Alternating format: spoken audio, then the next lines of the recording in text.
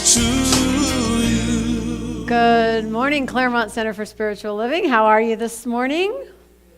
Lovely. Everybody wave to the folks online. We know they're here with us. We are an expansive spiritual community. We are certainly not confined by walls and space and time. We are instead a consciousness of support and love and nourishment and all good things. And who doesn't need that, right? So thank you all for being here today. And if you're joining us for the first time or tuning in for the first time, please know that wherever you are on your spiritual path, you are welcome here with us. So this morning we have our practitioner of the week. That is the famous Brad Weathern. Our practitioners are always available on Sundays for prayer. We also have a prayer request box up front and a confidential prayer line you can leave a message on. If you dial the main office, it's one of the options. And practitioners are always willing and able to help you know the truth no matter what's going on in your life, whether you're celebrating or struggling. They're the ones that are going to be able to center you and know the bigger picture when you can't know it for yourself. And let me just let you know that even practitioners have practitioners and ministers have practitioners, because we all need someone else with a bigger perspective sometimes. So don't be afraid to just reach out and say, hey, this is going on. Can you help me with this? And find out what a great benefit it is to have someone do prayer work with you that actually changes things. If you haven't done it, I highly recommend it. And see, you can even practice on a Sunday. You don't even have to have like a big issue. You could just like put your toe in the water and talk to Brad after service, and he could do, well, he might not be able to do a 2-minute prayer because Brad likes to talk. But but he would help you to see that life is good and life is for you, and that's always true. And that's the feeling that we want to have. So do reach out to your practitioners. They're here for you. We also have music this morning provided by our bestie over here. Drac is here to play for us on the piano. And let's get started with a little centering. So I'm going to invite you to clear your laps and clear your minds. And wherever you are, simply take a moment and close your eyes and let the sound of the bowl take you within.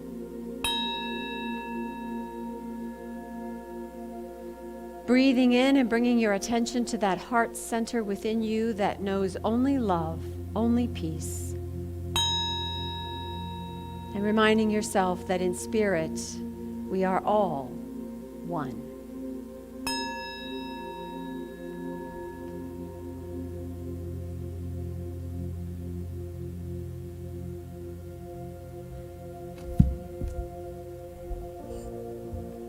I always have a good time no matter what I'm doing, and I'm going to have a good time right now as we pray in. So center yourselves, close your eyes if you like, or look around if you like.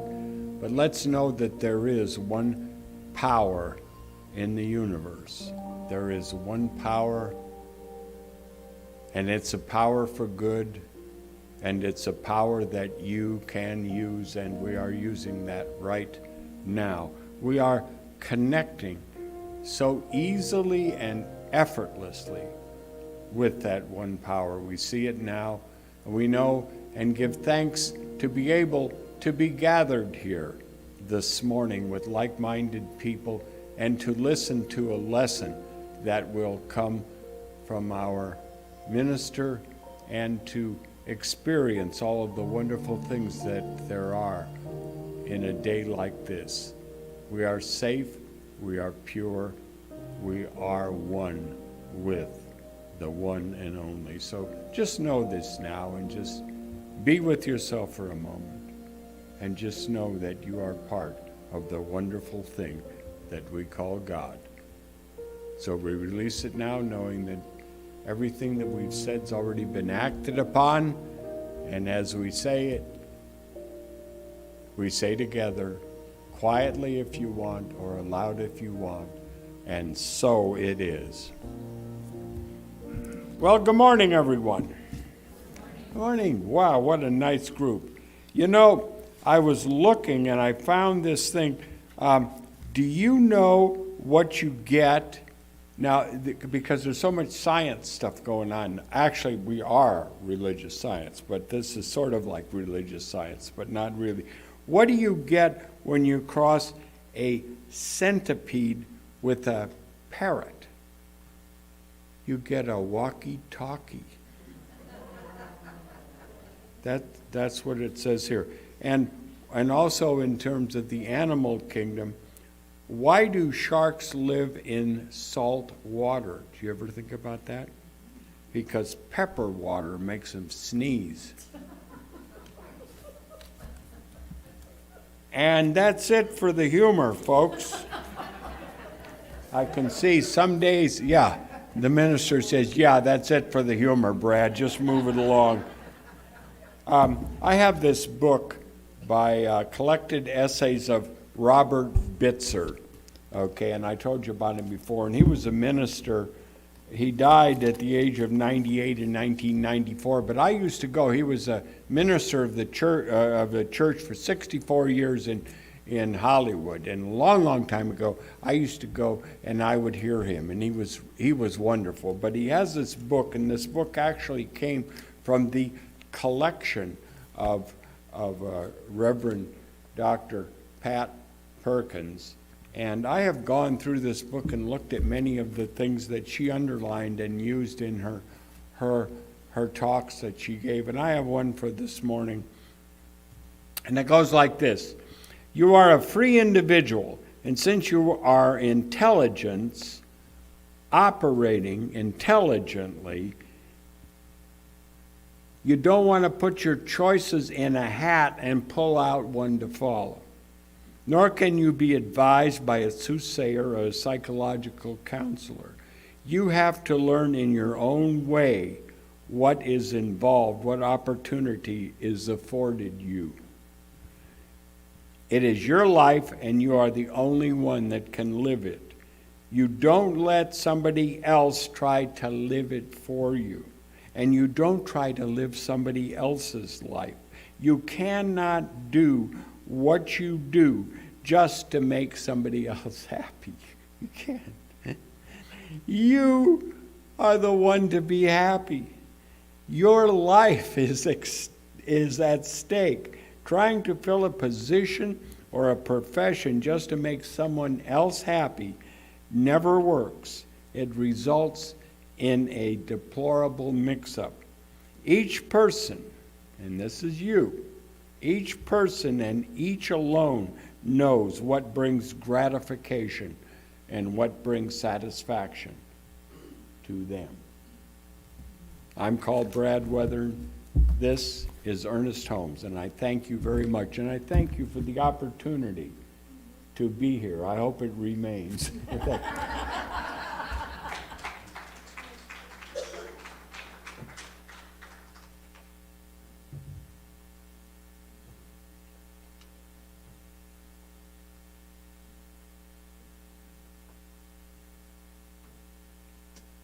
Good morning.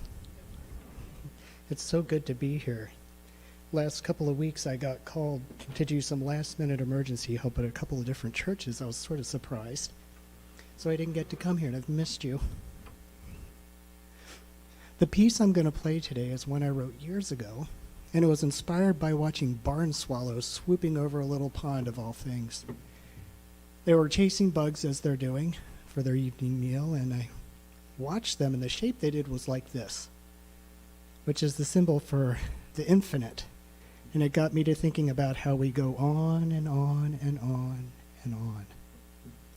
And I thought about how they were catching insects and how what looked so beautiful to me was the demise of another bug, but that bug would go on. So why would I talk about something like this? It seems almost random because today we're talking about society and our connection with others and all. The reason is because I got to thinking about how in a lot of ways we go on and on and on through the memories and the impact we've had upon others in our communities, our families, our workplaces. You ever seen the movie Coco? It was all about how after we pass, we continue on as long as we are remembered by our community and our ancestors before and after. So that's why I'm doing this piece.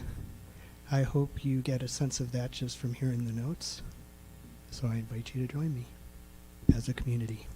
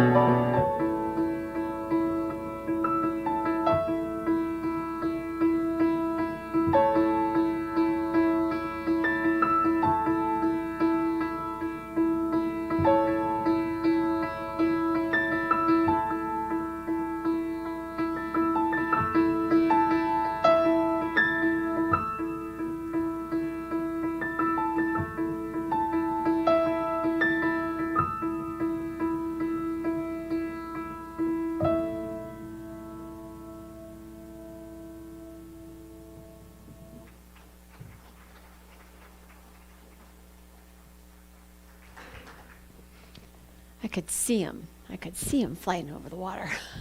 Thank you, Drac. Thank you. So let's light our candle today.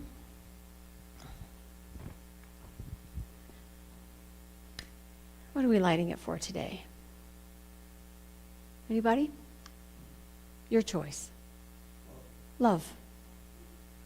That's funny. That's part of my talk. Go figure, right?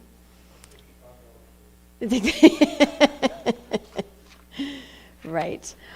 All right, so today's talk is called We Are Society. We've been working this month with relationship, this idea that who we are and how we are in the world is all a matter of different kinds of relationships with ourselves, with each other, with the community as a whole, with the planet Earth, with nature, with the spirit. It's all relationship. How do we see ourselves as part of or belonging to another? And when we talk about society, there's a little bit of a dichotomy in our experience. You know, we always have the sense that there's a divine truth in life, right? There's a spiritual awareness we have, even if we can't articulate it all the time. Most of us are here because we are spiritual seekers of some sort. Some of you may have just come in for the air conditioning, but the rest of us are here to think deep thoughts. But we're looking for that awareness of spiritual truth, that overarching divinity that we're just sure is here somewhere in our daily life. That divine whole tells us that underneath our differences, we're all the same. But daily life seems to only show us how we're different, how we're separate. And there's a part of us, the very human part of us, that sees and feels and experiences that somehow that difference or that separation somehow might threaten our well-being. And when a society as a whole is focused on the separation and the differences, then there is a cumulative sense of being under threat, being afraid, being angry, being hateful. Whereas being aware of the divine nature of life and the underlying wholeness gives us a place of peace, gives us an expression of love. And so we as people in this environment, we're called all the time to go after, to look for unity, to find the common good. Where are we more alike than different? And we have to look for it again and again and again, because those people out there are just obnoxious, aren't they? Yeah, we come up against it all the time. So if we really want to believe this spiritual stuff we talk about every week, we have to look for it. We have to find it. We have to claim it. And we have to let that sense of unity inform our every breath. In other words, it's got to be the reason and the way in which we take action in the world in order to amplify that, rather than what society does, which is to amplify the separation. And that's not okay. That's not healthy. We can tell when people feel separated from each other, when they feel under threat by someone's difference. It's not a healthy environment for us to live in and to grow in. And the evolution of consciousness, the awakening, so to speak, of human consciousness is always towards unity. It's our natural instinct to be in relationship with each other. Unless we're taught otherwise, our tendency is to reach out a hand to help or to smile at the person going by. That's how we're wired. And so this whole consciousness for humanity is moving towards unity, but it's also moving within us individually. Now, society has a bit of a tendency to look past the differences in order to pretend unity, in order to say we're the same. But it's kind of a surface thing most of the time. But I really think that something is shifting here, that we really are at a turning point in human evolution, that we really are in a place where change is occurring. We want to get to the place where we can own all of life, that the love and the anger, the peace and the fear, that all of it is part of the human experience, all of it is a part of life, and there's room for it. We don't have to ignore anything. We just need the love that we are to sort of grow up, to be the adult in the room, so to speak. And Science of Mind teaches the same thing. Ernest Holmes says that we can't afford to hold personal animosities or enmities against the world or individual members of society. All such thoughts are outside the law. Love alone can beget love. So when we are confronted with someone who seems opposite of what we believe, or opposite of the love that we think life can be, or the far and away not the friendly, loving, warm, and fuzzy presence that we're looking for, we are still called upon to love. So the trick with that is that ever since humans started communicating with each other, there have been complaints and commentaries. Would you agree? Complaints about what's wrong with the world, what's wrong with the government, what's wrong with the kids today, what's wrong with the weather, right? Complaints and commentaries. And the thing is that complaining energy doesn't really change anything for the better. Have you noticed? You can say it all you want, but that doesn't really make it better. If we're really going to change society, if we're really going to change the way we live together, we have to do it from a vision of something greater. We have to do it by becoming that loving presence, that reasonable person, that model of disagreeing respectfully. We have to be that in this world. And it's only when we release that obsession with what's wrong. The people who do that, right? Oh my God, did you hear on the news? Da-da-da-da-da-da-da-da-da. And you know what happened to my neighbor? Her son, da-da-da-da-da-da-da-da-da. There are people that just thrive on that. What is that? That's an energy of feeling something. Feeling alive. Telling yourself you are better than what's happening in the world, because the big fear is you're not as good as anybody else. Well, what we know in Science of Mind is that it's not a race or a competition. It is an evolution. It is always an opportunity for us to grow into more of the best of who we are. But we don't do it at anybody else's expense. And we don't have to compare. And we don't have to focus on all the things that are wrong in order to feel like we're right. I look at this example of an emergency room doctor. So the doctor has someone on the operating table. And if she were the person that always looked at something that was wrong, she'd stand there all scrubbed up in her gown and gloves and say, oh gosh, that artery got cut really badly. These muscles are all torn up. My God, there's blood everywhere. I don't know what we would be telling the story of how wrong everything is.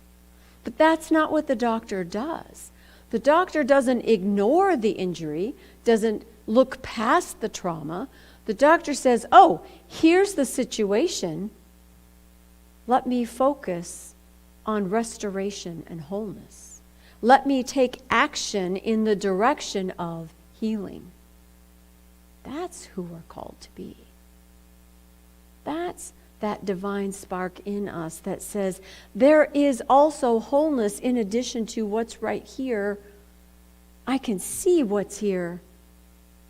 And now I'm better informed on how to move forward into nurturing life, into supporting love, into becoming a healing presence. That's what Science of Mind teaches. We can look at anything and know transcendence. We can be in any situation and find transformation, because that is the power of who we truly are. That is the power of the divine spark within each of us. Now, society takes each of us to make this happen. We each do our part, right? And yet, at times, I know I feel a little bit helpless. It feels like there's just systems in the world that aren't just, that aren't equitable, that don't really make a world that works for everyone, which is Centers for Spiritual Living's mission, a world that works for all. And one of the ways that people will talk about that is, well, when the old guard dies off, right? When all of those old fogies finally kick the bucket, we'll be able to make some changes here. When those old guys in Congress get out of there, then the new folks will be able to come in and get something done. The problem is that the old guard isn't just the people in the positions, okay? Now, you've all dealt with bureaucracy. You know sometimes that when you send your form in to whatever conglomerate it is, it might sit on Bob's desk for 3 weeks, 3 extra weeks while you're waiting for an answer, because Bob went on vacation and the guy who was supposed to cover for him got sick, and so it stayed in his inbox. And then when Bob came back, there was all this stuff on top, and he didn't even get to it till 3 weeks later. And meanwhile, you're bemoaning the fact that you can never get anything done when you call this company because they never know what they're doing, and blah, blah, blah, blah, blah, blah, blah, blah, blah. So, yes, it would matter. If Bob retired, that process might get a little bit better. But the thing is, the old guard has put the systems in place that we all inherit. And really, to change society, we change the systems. And the thing is that the system doesn't change until the people change. And I don't mean just the personnel, I mean the person themselves changes. We are the gateway to what society is. It's you and me and you and you and you and all those other people out there. Barbara Marx Hubbard is a futurist, modern-day philosopher, and she says the social potential movement. Now, you all know the human potential movement from the 60s and 70s, right? So the social potential movement, meaning society as a whole, is on the threshold of a mass awakening, seeking to carry into society what individuals have learned spiritually and personally. And isn't that what we're all about? I want to be the light in the world. I want to be part of what promotes healing. I want to be part of what creates a safe space. People change, and then society changes. And the more we can bring the light of what we know that supports life into society, the better the society is. And so we can move from economics being the bottom line to humanistic values being the bottom line. We can move from money to love. We can move in a way that, as Ernest Holmes says, that we can, wait, there it is. We can move in a way that allows us to influence life in a positive way. He reminds us, we come into this life subject to race consciousness, in other words, the cultural consciousness, all of humanity's consciousness. So we come into this life subjected to that and our own environment. We unfold our own personality and we begin to create our own subjective thought. In other words, we think and observe, we draw certain conclusions and deductions and incorporate them into our thinking, into our perspective on life, until we also become a part of, the way he says it, the relative cause of this objective existence, which is a fancy way of saying until our consciousness, our deductions and conclusions become a part of that cultural consciousness. So we sort of inherit the world we're born into, and then we have an effect on it because the way in which we think and see the world and act and believe creates the world we're in. And that's the challenge, Consciously or unconsciously, we've chosen a life. And if we know that, and we know that we are co-creators with life, then in that knowing, we can accept life as it is right this minute. And the spiritual practice is to find the perspective on this life, my life, where I can be happy. Because like we heard in the reading, it's not anybody else's job is going to make you happy. Sure, somebody does something nice for you, it makes you happy. But if you don't have the happiness in you to begin with, you're not going to be happy even if they're nice to you, right? Yeah.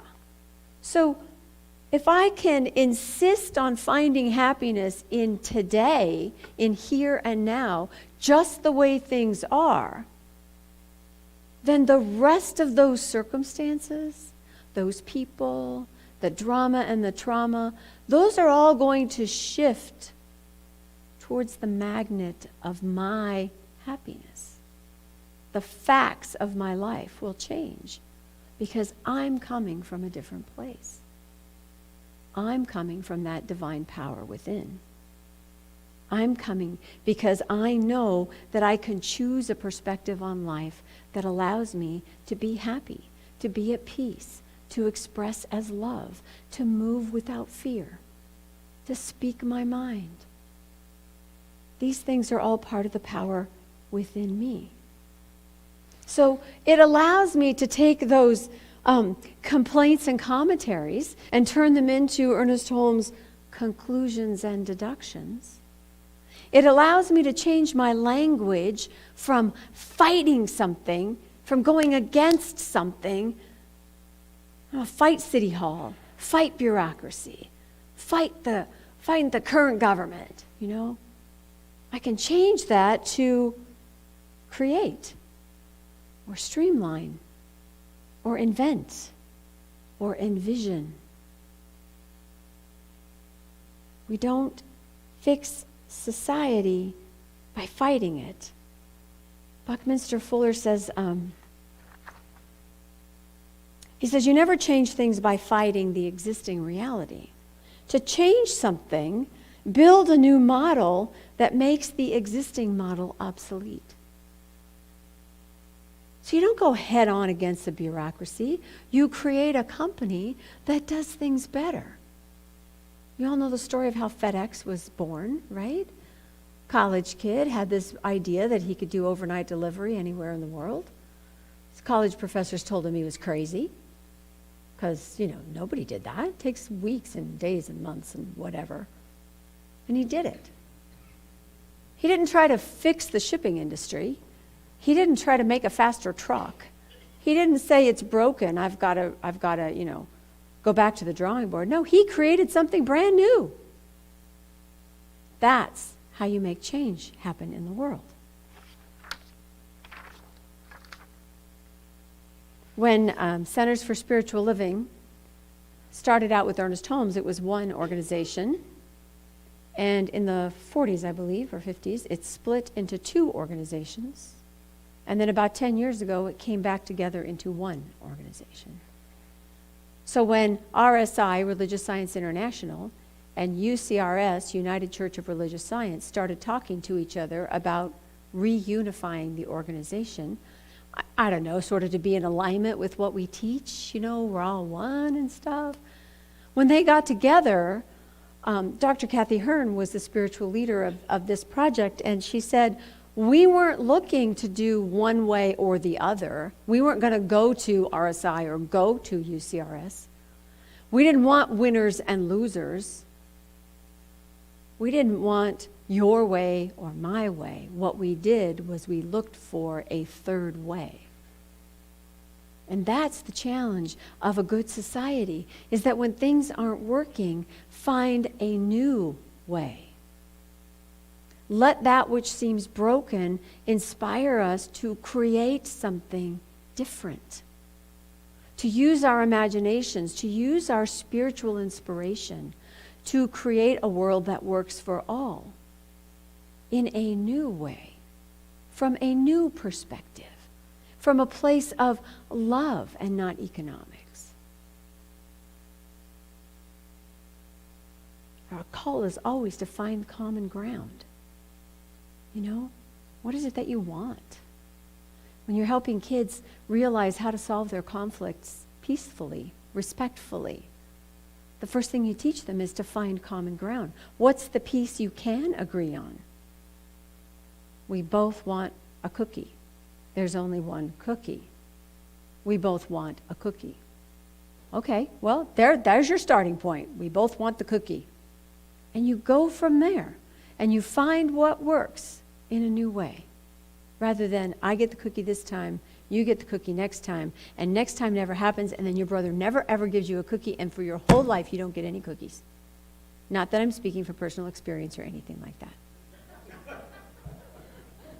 If he'd found the common ground and found a third way, I'm sure I would have had more cookies in my life. And, you know, that's what I want for everybody.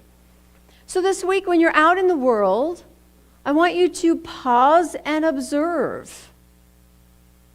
What are the societal norms that are in play? Especially if your little spidey sense tells you that it is not supporting a world that works for all. Especially when you notice that something that is normal, or the way we always do things, doesn't really include everyone, doesn't really make an opening for everyone to participate. I forget where I was. Some public building. And walking into the ladies' room, the light switch wasn't automatic. It was actually a switch on the wall, okay? It was about this high on the wall. Okay, so my differently abled friends, or my mom who'd had a stroke and was in a wheelchair, or my stepdad, not that he'd be in the ladies' room, but just go with me here, who's 5 foot nothing and a little hunched over, never would have been able to turn on that light. Now, for the people that work in the building, it may not be a problem. They know where it is. They turn it on during the day. They leave it on all day. No big deal. But it's not inclusive. And I can do something about it. I can say something. I can be an agent for change. So let me tell you a quick story about someone local being an agent for change. In Durham, North Carolina, is where Duke University is. And like most large universities, it is surrounded by neighborhoods populated primarily by people of color. And the university has all kinds of financial and educational resources at its disposal. Meanwhile, the community had lost, in the 90s, they'd lost factory jobs and tobacco jobs. So the area was quite economically depressed. And there were neighborhood activists doing work with nonprofits to help support the population. And some people in the population were working on the campus, but in the lower level jobs, because the university itself was run primarily by highly educated white people. So there was a big disconnect, a big distance, it seemed, between the neighborhood that the university was built in and the university itself. And so what the neighborhood activists did, and specifically Mamie Webb Bledsoe, is they started listening sessions with Duke University.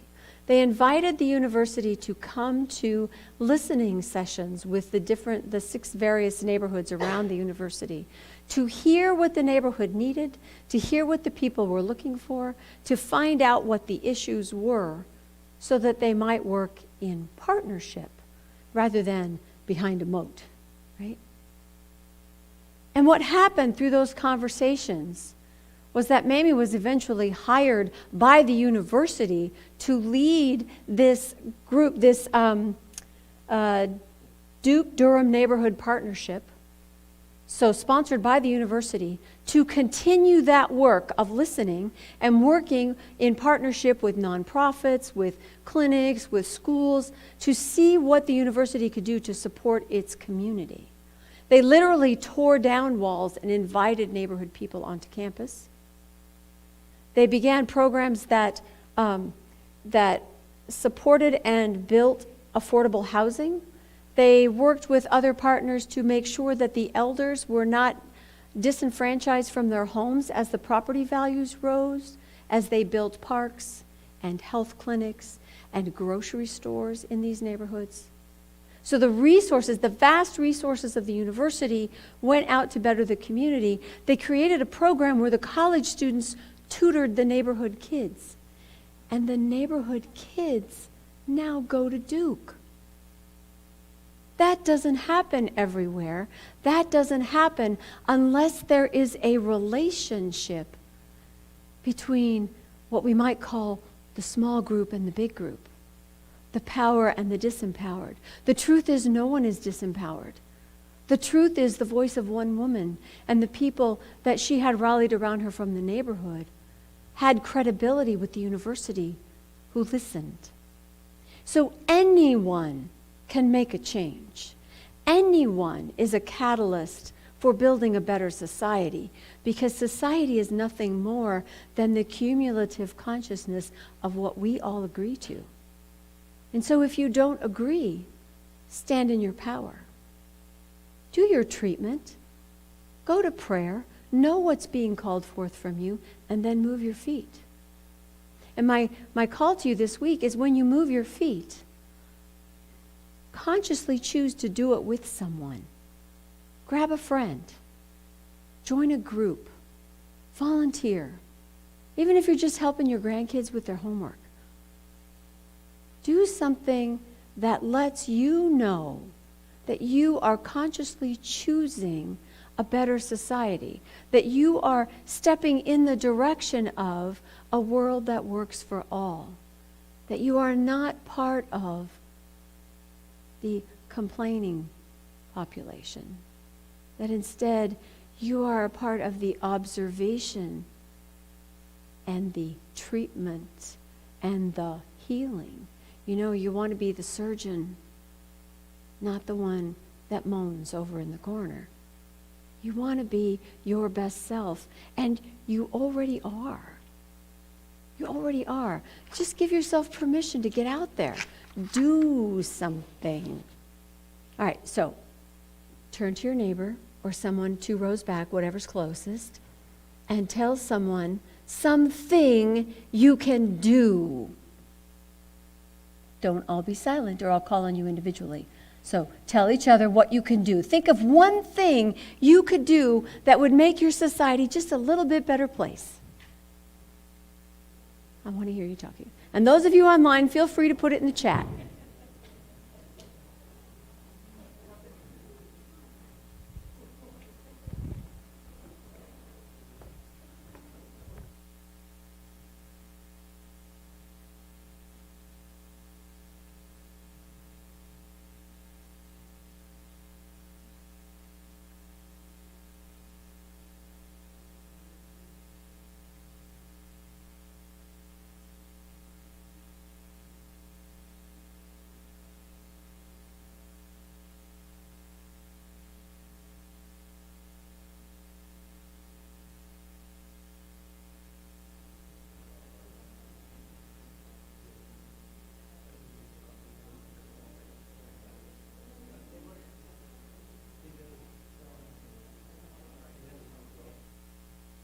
Everybody have a little something?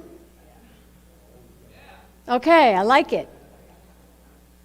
All right, so when I ask if you're going to do something this week that will see the world through the lens of a world that works for everyone, can you say yes? Yes. Excellent. Namaste. That's it.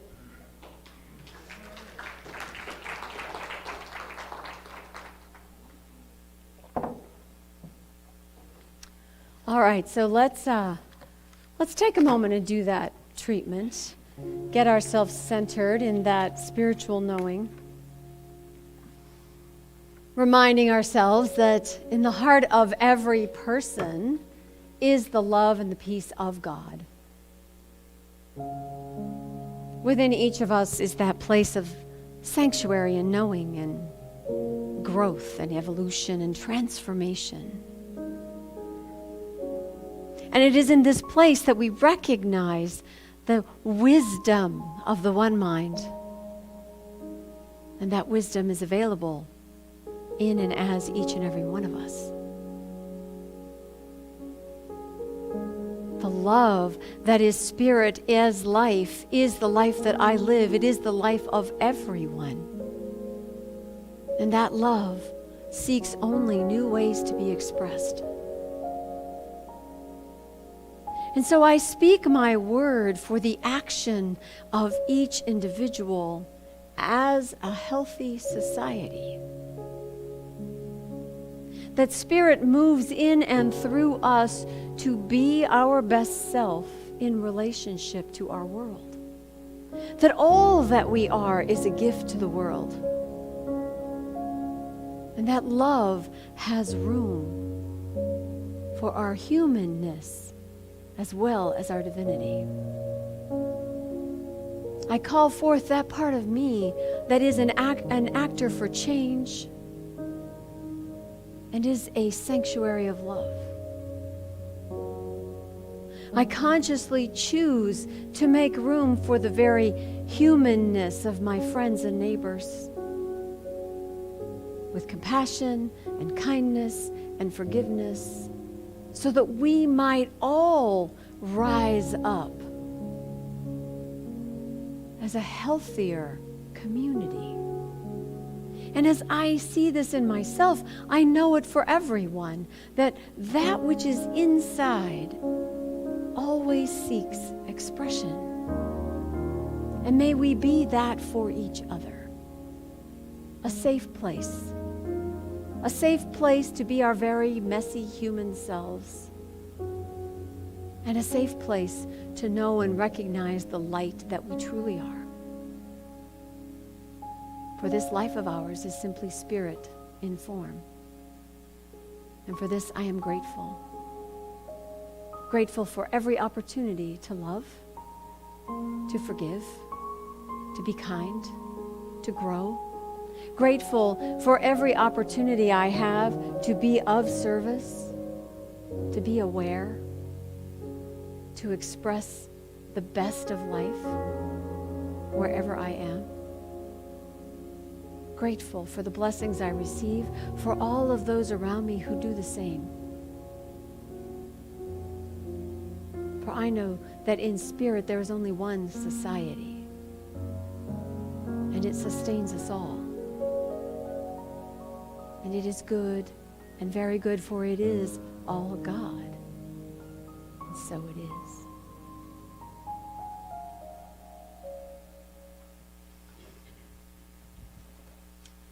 And so we are going to say our affirmation, which you will find in your program. It's a short one today, so I want to hear it with feeling. You don't have to concentrate quite so hard. You ready? I am a powerful catalyst of love within society. And so it is. All right. Well, one of the ways that you are catalysts for change is in supporting this community, so thank you all for your ongoing contributions. Those of you in the room, there are baskets in the back if you have a financial donation today.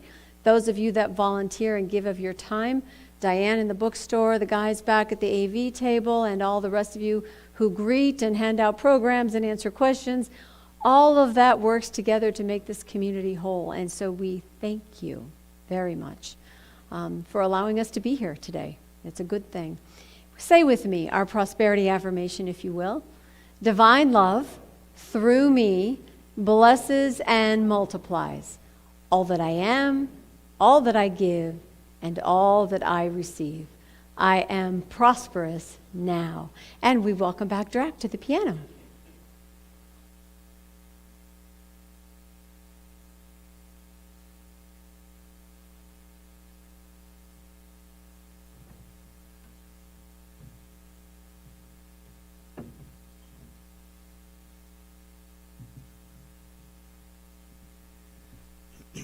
There's a quote that I came across that I really liked with Desmond Tutu's picture on it that says, "My humanity is bound up in yours, for we can only be human together."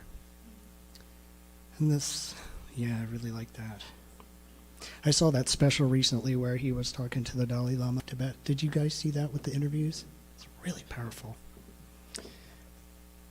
There was a song that a church that I was music director at, Open Spirit Center for Spiritual Living, was in southeast Portland, Oregon. We used to end every single service with it. I'd lead it. It was called It's called We Are One. Do you guys know that one? We are one, we are one. Okay. So I won't sit there and sing it to you. I've got the piece right here, but I also am going to do a little extra something to it that's just my feelings in music for it, because I have such tender memories of that community. It was my second spiritual community in my entire life that I felt connection in, and they were very special to me. And I really learned what it meant on a certain level to be one, to be a part of somebody and something that was important, to feel connected. So I wanted to play this piece to close, because we're close to the close.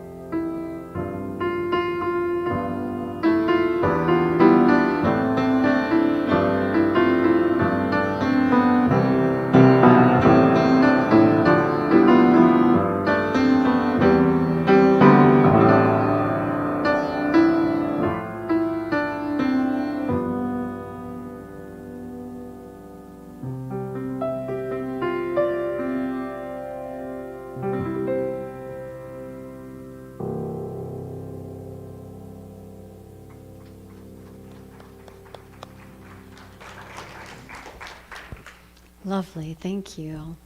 Thank you. All right, so invitations. Wednesday night is principle night. We talk about science of mind principles. It's always a lively discussion. It may not, I won't say it that way. I was going to say it may not sound exciting. Well, if it doesn't sound exciting, it's because I'm not making it sound exciting. It's always exciting. I get up here and talk about principle every Sunday, and you know I have a good time. So I invite you to join us on Wednesday nights, 7 o'clock in the chapel. And before that, we have meditation in the practitioner room here off the foyer, which is a lovely way to just spend a half hour on a Wednesday evening just recentering and stepping back into your power, which is always a good thing. I want to thank all of you that donated for our Children's Foundation of America, our back-to-school backpack school supply extravaganza. I see that we have a few more items out there, so I'll call them this week and have them pick those up as well.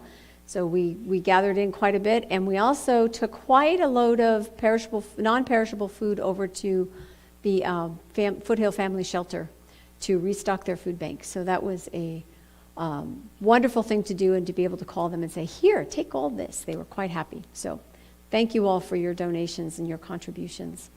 I also want to say a word about the Los Angeles Health Department. We are currently in a state of high infection rate in LA. If we stay here for 2 weeks, mandatory masks will begin being required again indoors. So what I would like to recommend to you, as you can see around the room, we don't exactly have a high filtration system in this room. And while we are fairly well spread out and we are not singing together, which is one of the ways that that virus spreads more rapidly, I would encourage you to wear your masks inside. I know some of you have been all along. That's everybody's at choice here at this point. It's not mandatory. But I just think to help keep all of us protected from a very highly contagious version of this virus. And it's not as serious for most people as it might have been in the past, but people can be reinfected. And it is still serious for some people. So if you can, please begin to just think about that. We have extra masks in the foyer. We've still got the hand sanitizer out there. Do your best to make sure that you are not passing it along unwittingly to someone else. And we'll continue to take really good care of each other. All right, and for that, I think that's all we have. Did I miss anything? All right, make sure you swing by the bookstore. Go say hi to Diane. She's out there waiting for you. And let's stand up and listen to Eddie. Take a look at the person next to you and say, God loves you and I love you too. Now feel the love in the sanctuary. Lift your voice and repeat after me. We come together, we come together, we come together, we come together, we come together, we come together. In the name of love, from every walk of life, every walk of life, every creed and color, every creed and color. In kinship we unite, in honor of the God in each other. We come together, we come together, we come together.